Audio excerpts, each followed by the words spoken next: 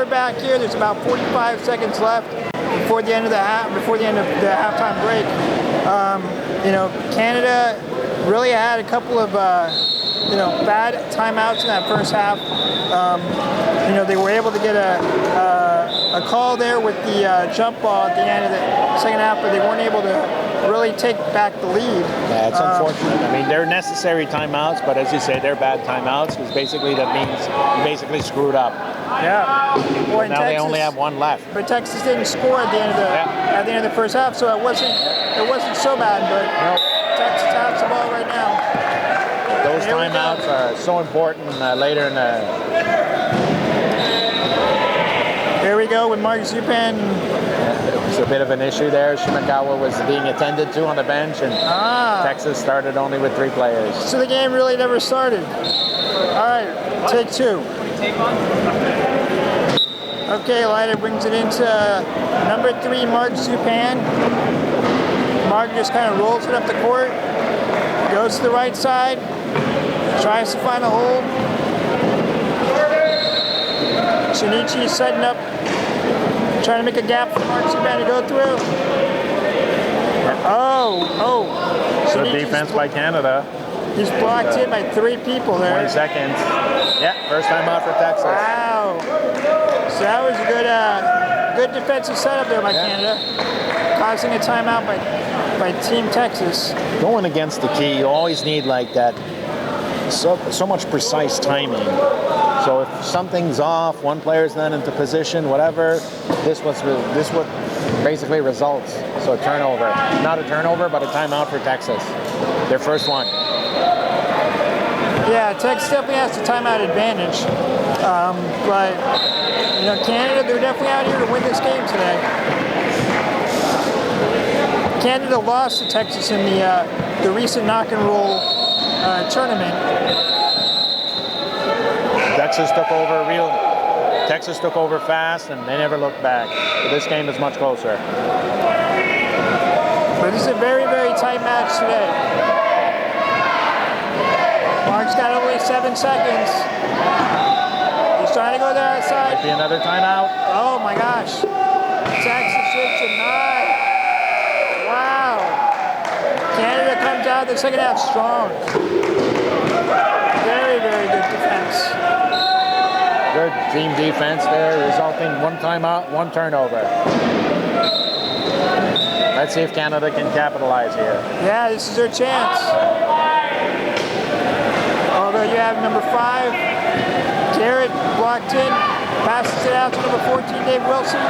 Back to Garrett Hickling. Yeah, they got a couple of seconds on across half, and they just take 2 seconds to spare. Wow. Gets it over to Save. Saves around there. Yeah. And Canada takes the lead. Yeah, Canada with the lead and the jump. That was a nice start to the second half there.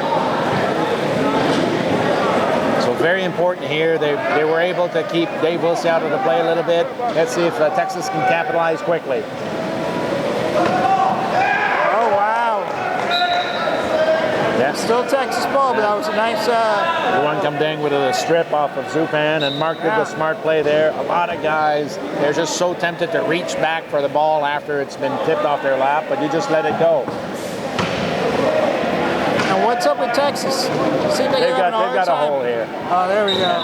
They were able to isolate Say. Yeah, keep Wilson out of the play. Nice block there. That was good. That's the job of the low pointers. Open those holes. Yeah, it's a dirty job, but without them, there's no holes. So you need them. So everybody's role on the floor is vital. Oh, intercepted. Wow. Juan Kamdeng there didn't see Garrett streaking down the left side. Yeah, he tried to reach Wilson, but he couldn't get it there. Yeah, it seemed like it was tipped, and Shinichi went down. Yep, Texas back in the lead. That was big. And a nice crowd to look at this game. People watching very intently. Oh, there goes Say. Reach the hole. You can't bring it in. Wow. A little bit of a trick around here. Yeah. beautiful thing about this game is you always get another chance to repair your mistakes a little bit later. One comes in with a couple of mistakes here, resulting in turnovers each time. But in a close game like this, every mistake can come back and bite you. If Texas can get themselves composed. Oh, here we go. Shinichi's trying to go in. Turnover. Wow.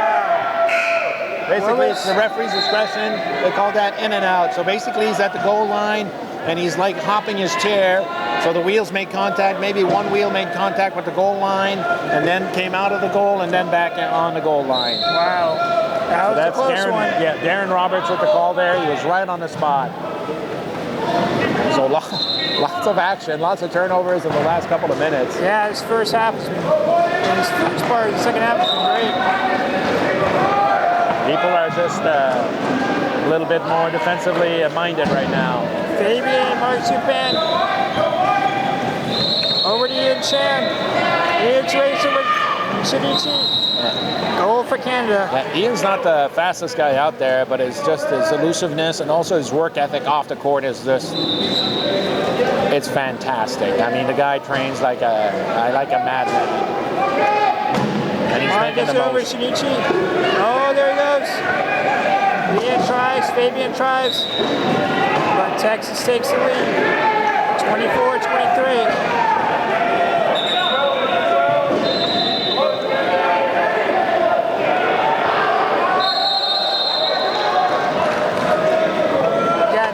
Number one over here on the other side of the court. Yep. Got number 12. Trying to cancel each other out. Good pick by Jason Crone. Wow, there. Fabian's so fast. Incredible. It really is amazing to see it firsthand. You know, see it firsthand up close. It's amazing. These guys are so fast, so hard. And this is the cream of the crop. You're looking at all the guys on the floor are national team athletes. All the Texas guys are on the national team for either Japan or the USA. Oh, nice cut there. Referee's discretion. Yeah, penalty goal. Yeah. Shinichi was wide open, so the referee's always going to give that penalty goal in that case. Ian takes the ball. Yeah. Cuts behind Shinichi. You can see what I mean with Chan. He's not the fastest, but just uses his chair, his elusiveness beautifully. And even the low pointers, look at how fast they collapsed on Lavoie.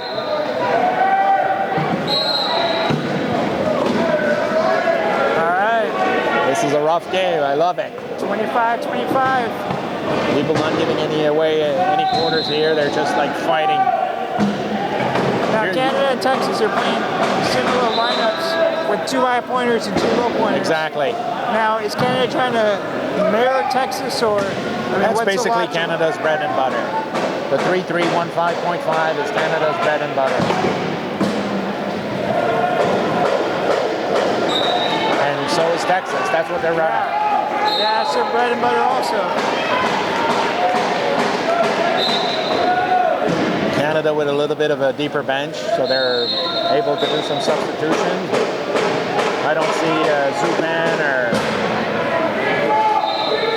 Trying to lock out Fabian there. Zupan, Shinichi, Ogset, and Lyduk.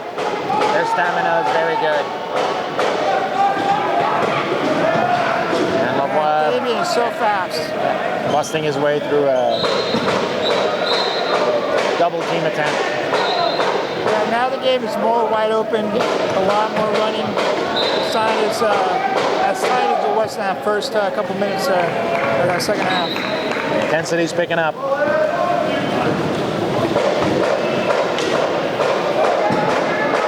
he's got a wide open Marcus Zupan. Scored for Texas, 27-26.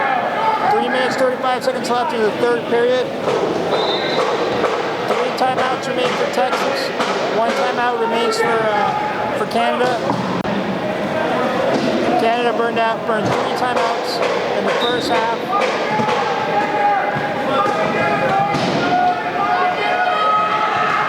Oh, maybe a turnover here. Wow. Shinichi wanted that ball. Took the flip over there. And a foul for spinning. On number 6, Ian Shan. Texas has an opportunity to go up by 2 points. Yeah. That's a big one. We have some substitutions for Canada. Dave Wilson coming on the court. And on number 15, Patrice, how do you pronounce that? Simard. Simard. Yeah, Patrice Simard. I'm trying to pronounce it like a French guy would, but... Well, then it would be Patrice Simard. Patrice Simard. Very good. So right now, Canada's going to be rolling with a 3-2, 1.5, 1.5.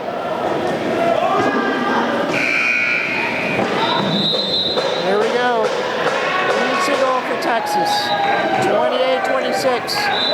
Ian Chang goes back on the field. We're even numbers now, 4-on-4.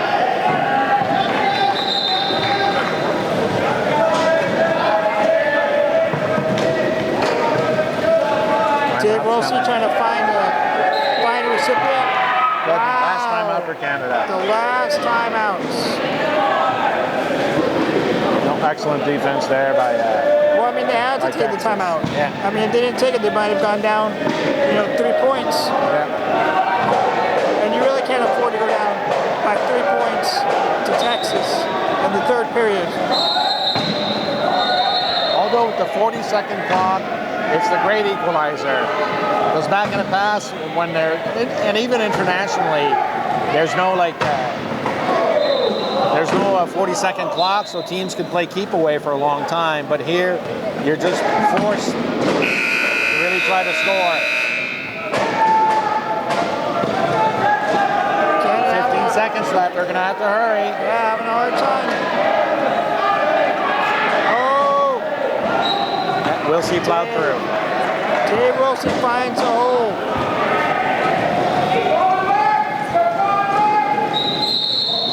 Leidig brings it into Japan. How many times have you seen that? 3 people on the line for Canada.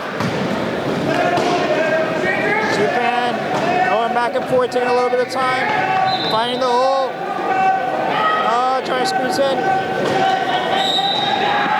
10 seconds to the key time. Turnover. Wow. That's what I say. In normal circumstances, international play, Texas might have just milked the clock and played keep away for minutes, but you can't do that here. And the 40-second clock is a great equalizer. That's great. Yeah, and you might see it. You might see it in the game, in the international game, also starting for next year after Paralympics. Because I think people are tired of teams just being able to waste the clock. Boy, adds to the excitement. Absolutely. Get more back and forth. And I think I'd also like to see, instead of 15 seconds across half, 12 seconds. Because sometimes when you just do the 40-second clock, a lot of teams are just tempted to go back to the key. Whereas if you do a 12 seconds to cross the half, then teams might be a little bit more comfortable pressing also. So it makes the play to be more wide open. Well, that's a very interesting point. I mean, I guess they refine the rules every year, every couple of years, right? Because a lot of these rules were established in the beginning when the game, they didn't really know what the athletes could achieve and what the athletes could do. So the game evolves and the rules have evolved, and so have the chairs. They've evolved incredibly.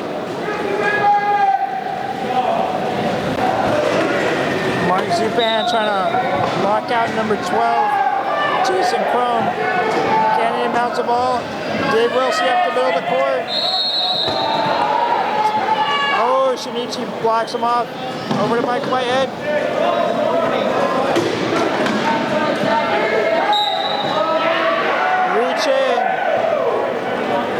Reach in on number 1. Yeah, you always hate your low pointers to reach like that. Well, Canada's going to have the advantage here for a couple seconds. Wait, what is it, 1 minute? Yeah, 1 minute penalty or quickest goal.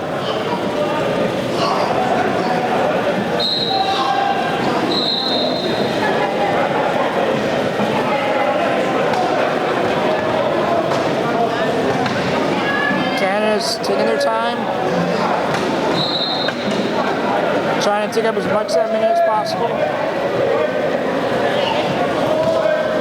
Well, they should try Back to and score forth. with. They're going to try to score with at least to give them two possessions.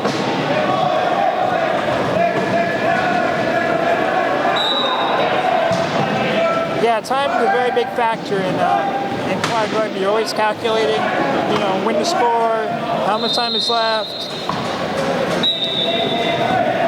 A little bit like basketball, a little bit like hockey. It's got a lot of flavors of many different sports, and definitely a lot of rugby flavor. All that hard hitting is just incredible. Zupan gets in there. 1 point lead. 40.8 seconds left in the third period. Canada's going to get probably the last goal. Absolutely. Although the last couple of tries, the last goal didn't happen. It's not easy because you see those seconds dwindling down, and Now you go for the goal. Yeah, he takes his time. Thinks about it. equipment from Mike Whitehead. He had just had a loose elbow pad. A loose elbow pad? Or maybe a little bit more a wheel. Are you serious? A loose elbow pad? The guys will call that because sometimes they use their elbows to push a little bit.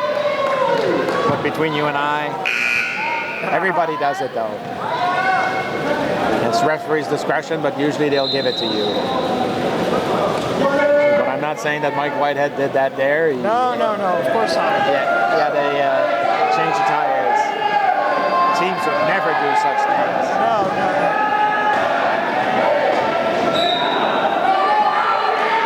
Wow. Again, that's a big one. Now Texas is going to try to go up by 2. That last goal just doesn't seem to happen. Let's see if he can race down the court. 5 seconds, 4 seconds, 2. Wow. That's a killer. That is a killer. That was pure speed there. That is a Sunichik killer. going down the court, 0.2 seconds left, 2-point lead. Wow. Well, that was a very, very exciting third period. We'll be back for more. Table.com fans, thanks for watching and stay tuned for a great fourth period.